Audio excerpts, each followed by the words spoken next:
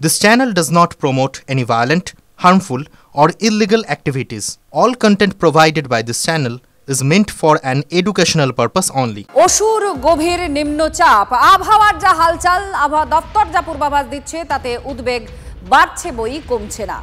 চতুর্থীতে বঙ্গোপসাগরের নিম্নচাপ সৃষ্টির পূর্বাভাস দেওয়া হয়েছে। তাহলে কি বৃষ্টিতে ভাসবে পুজোর কটা দিন?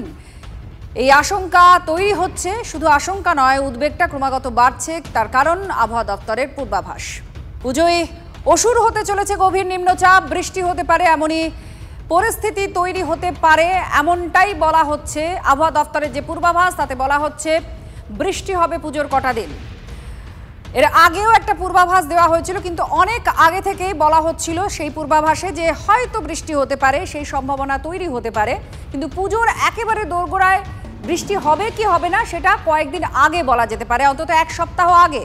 এবার যেটা বলা হচ্ছে পুজোয় বৃষ্টি হতে পারে। চতুর্থীতে বঙ্গোপসাগরে নিম্নচাপ সৃষ্টির একটা পূর্বাভাস। কমলেশ আমাদের প্রতিনিধি আমাদের সঙ্গে নিউজ রুম থেকে সরাসরি রয়েছেন। কমলেশের সঙ্গে আমরা কথা বলবো। কমলেশ, চতুর্থীতে বঙ্গোপসাগরের উপরে একটা নিম্নচাপ সৃষ্টির পূর্বাভাস আবহাওয়া দপ্তর দিচ্ছে, এটা কি খারাপ কোনো আশঙ্কা? অর্থাৎ পুজোর সবকটা দিনই কি বৃষ্টিতে ভাসতে চলেছে? দেখো, নিশ্চিতভাবে এটা খারাপ আশঙ্কা তো বটেই। গতকাল যারা TV9 বাংলার দর্শক, প্রথম আমরাই খবরটা দিয়েছিলাম যে পুজোর সময় বৃষ্টির একটা আশঙ্কা তৈরি হচ্ছে, মানে মেগা ব্রেক আমরাই জানিয়েছিলাম। আজকে আরও বেশ কিছু তথ্য সামনে এসছে, মৌসুম ভবন যা জানিয়েছে সেগুলো প্রত্যেকটা তথ্যই বেশ দুশ্চিন্তার। প্রথমত এর গত কয়েকদিনের আমরা যদি দেখি, দক্ষিণবঙ্গে বৃষ্টি অনেকটা কমে এসেছিল, এটা অর্থাৎ একটা বিরতি দিয়েছিল। এবার পুজোর ঠিক মুখেই বর্ষা আবার তেরে ফুরে উঠতে চলেছে। মৌসুমি বায়ু সক্রিয়, এমনকি অতি সক্রিয় হয়ে উঠতে পারে। তার সবথেকে বড় কারণ বঙ্গোপসাগরে একটা নতুন নিম্নচাপ সৃষ্টি হতে চলেছে 26শে সেপ্টেম্বর, অর্থাৎ চতুর্থীর দিন বঙ্গোপসাগরে একটা নিম্নচাপ সৃষ্টি হতে পারে। এবং সেই নিম্নচাপের প্রভাবেই দক্ষিণবঙ্গে যে 26 তারিখ থেকে 2রা অক্টোবর এই যে সপ্তাহটা, এই সময় দক্ষিণবঙ্গের অনেকগুলো জেলায়, বিশেষ করে উপকূলীয় অঞ্চলে, দক্ষিণ 24 পরগনা, উত্তর 24 পরগনা, পূর্ব মেদিনীপুর এবং পশ্চিমের দিকের পশ্চিম মেদিনীপুর, ঝাড়গ্রাম, এই অঞ্চলটাতে স্বাভাবিকের থেকে বেশি বৃষ্টি হতে পারে। এবং তার মধ্যে কলকাতা, হাওড়া, হুগলি, নদিয়া, এই যে অঞ্চলগুলো রয়েছে, এই সমস্ত জায়গায় এই পিরিয়ডটাতে যা বৃষ্টি হয় তার থেকে অনেক বেশি বৃষ্টি হওয়ার আশঙ্কা রয়েছে।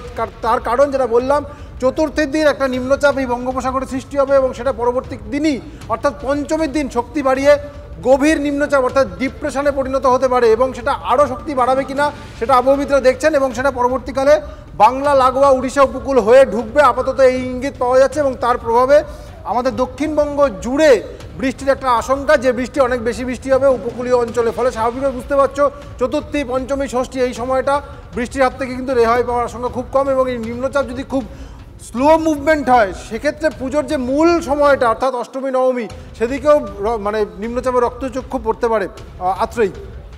ধন্যবাদ কমলেশ আমাদের প্রতিনিধি, জানালেন যে কি পরিস্থিতি, একেবারে সুন্দর করে বুঝিয়ে দিলেন যে কোথায় নিম্নচাপ তৈরি হয়ে রয়েছে এবং তার গতির উপরে নির্ভর করছে পুজোর একেবারে শুরুর কটা দিন আমরা বৃষ্টিতে ভাসতে চলেছি, নাকি পুজোর যে প্রধান দিনগুলো আমরা ধরে নিই, সপ্তমী, অষ্টমী, নবমী, দশমী, সেখানেও বৃষ্টি হতে পারে। এই মুহূর্তে আপনাদের জানায় কিছু জায়গায় বিক্ষিপ্ত বৃষ্টি হয়েছে এবং বিক্ষিপ্ত বৃষ্টি দক্ষিণবঙ্গে হবে এমন পূর্বাভাস দেওয়া আছে। আর উত্তরবঙ্গে ভারী বৃষ্টিপাত হবে এমনই পূর্বাভাস দেওয়া হয়েছে। উত্তরবঙ্গে বৃষ্টি কিন্তু হচ্ছে, আর তার মধ্যেই এই পূর্বাভাস যে নিম্নচাপ একটা তৈরি হতে পারে। আর স্বাভাবিক আশঙ্কা, দক্ষিণবঙ্গে অর্থাৎ পুজোর সময় বৃষ্টির সম্ভাবনা তৈরি হচ্ছে।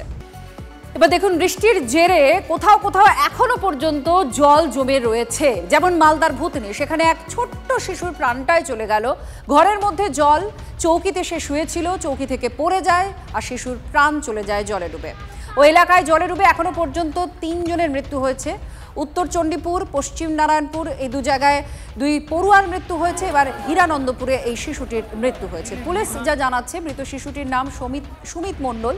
চৌকি থেকে সে নিচে পড়ে যায়, ঘরের মধ্যে জল জমা ছিল আর সেই জমা জলের মধ্যে পড়ে গিয়েই তার মৃত্যু হয়েছে।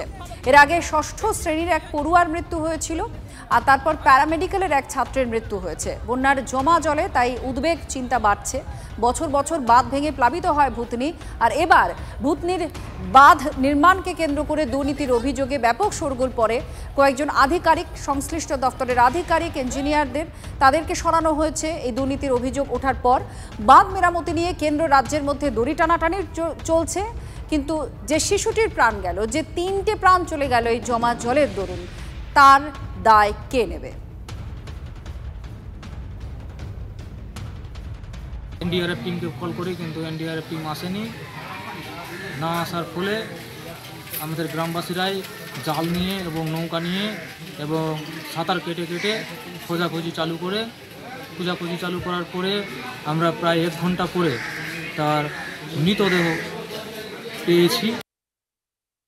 বন্যার সময় ইমার্জেন্সির কাজ কি? তাদের পরিবার বিপর্যয়কর বাহিনী তোলেনি, গ্রামবাসীরাই ডুব মেরে ভেতর থেকে উঠিয়েছে। তারপর হচ্ছে যে তার দেহটাকে বাড়ি নিয়ে গেছে, তারপর হচ্ছে ওখান থেকে নৌকা করে নিয়ে এসছে। কেন? রাতের বেলা সাপ কাটতে পারে, ওখানে সব বিষাক্ত সাপ আছে। তাহলে বিপর্যয়কর বাহিনী কি কাজ আছে? কেন ব্লক প্রশাসন, জেলা প্রশাসন উদ্যোগ নেবে না? বিকেলে বেরিয়েছিল বন্ধুদের সাথে দেখা করার জন্য, ভালো স্টুডেন্ট, এবং যখন বেরিয়েছে তখন হয়তো সেই রাস্তায় জলের ফ্লো কম ছিল এবং ফেরত যাওয়ার সময় তখন জলের কারেন্ট বেড়েছে রাস্তার উপর দিয়ে। ও ব্যাপারটা অনুভব করতে পারেনি, আর একদম সাঁতার জানে না, আর সাইকেলে যাচ্ছিল, সাইকেলটা যে কোনো রকমভাবেই হোক স্লিপ করেছে এবং সেই জলের কারেন্টে গর্তে পড়েছে। জলে পড়ে যাওয়ার 2 মিনিটের মধ্যেই আর ফিরে পাওয়া খুব মুশকিল হয়ে যায়। সেক্ষেত্রে একটা বিরাট বড় লস বললেই চলে। গঙ্গা যেহেতু ভেঙে গেছে ওই পাড়টা, তো সেক্ষেত্রে জলটা বাড়ছে। যেনারা অভিযোগ করছেন, অভিযোগ করার ওনারা করবেন, কিন্তু একটা জিনিস মনে রাখতে হবে যে বিপর্যয় টিমকে একটা ফোন করব, ফোন করা মাত্রে উপস্থিত হতো। ওপারে তো রয়েছে বেশ কয়েকটা স্পিড বোট রয়েছে, বিপর্যয় মোকাবিলা সিভিল ডিফেন্স রয়েছে, এনডিআরএফ রয়েছে, কিন্তু তাদেরকে ফোন করে এখানে স্পটে পৌঁছাতে তো কমসে কম 5 মিনিট 10 মিনিট সময় লাগবে।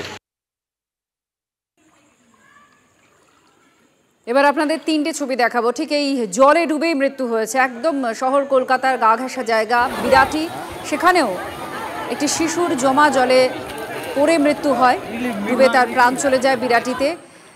মালদার ভূতনির কথা আপনারা শুনলেন, সেখানে একইভাবে শিশুটির মৃত্যু হয়েছে। আর মহেশতলাতেও জলে ডুবে মৃত্যু হয় একজনের।